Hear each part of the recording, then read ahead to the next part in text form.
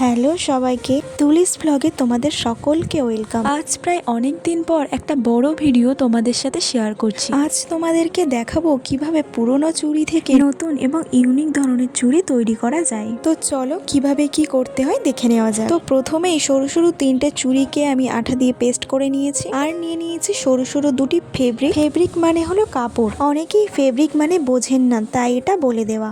তারপর আমি কাপড়ের এক সাইডে একটু আঠা লাগিয়ে চুড়ির সাথে পেস্ট করে দিলাম। আমাদের কিন্তু কাপড়ের একটা সাইড সামান্য মুড়ে চুড়ির চারপাশে কাপড়টাকে পেঁচাতে হবে। ওই ভাঁজ করা কাপড়টা ছেড়ে গেলে কিন্তু চুড়িটা দেখতে একদম ভালো লাগবে না, তাই ওই ভাঁজ বরাবর আস্তে আস্তে চুড়িটাকে কভার করতে হবে কাপড় দিয়ে। আর বন্ধুরা, এই কাপড় দিয়ে পেঁচানোর কাজটা আমার খুব করতে ভালো লাগে। এবার থেকে তোমরাও পুরনো চুড়ি ফেলে না দিয়ে সুন্দর সুন্দর জিনিস বানিয়ে নিতে পারো। তোমরা শাড়ি বা কুর্তির সাথে এরকম ফেব্রিক ম্যাচিং করে চুড়ি বানিয়ে নিতে পারো। ড্রেসের সাথে ম্যাচিং করে পরলে এটা দেখতে ভীষণ ভালো লাগে। আমাদের চুড়িতে কাপড় জড়ানোর কাজ শেষ। এবার এর ওপর কিছু সুন্দর কারুকার্য আমাদের করতে হবে। আর এখানে আমি নিয়ে নিয়েছি কয়েকটা ছোট ঘুঙরু, যেটাকে বিটসও বলা হয়। প্রথমত চুড়ির ভিতরের অংশ থেকে সূচটাকে বার করে চুড়ির বাইরে আনতে হবে। তারপর সূচের ভিতর তিনটে ঘুঙরু নিয়ে চুড়ির ওপর সেট করে দিতে হবে।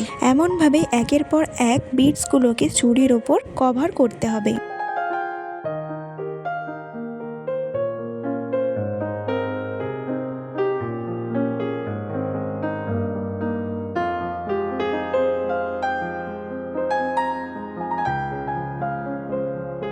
খুব সুন্দরভাবে চুড়ির উপরের কাজটা আমার কমপ্লিট হলো। এবার তোমাদেরকে দেখাই চুড়িগুলো হাতে পরে কত সুন্দর দেখতে লাগছে। এমন ধরনের হ্যান্ডমেড মেকিং ভিডিও যদি তোমরা দেখতে চাও অবশ্যই কমেন্ট করো। আর হ্যাঁ, লাইক, শেয়ার অ্যান্ড সাবস্ক্রাইব অবশ্যই করে দিও। আজ আসি, দেখা হচ্ছে পরের ভিডিওতে।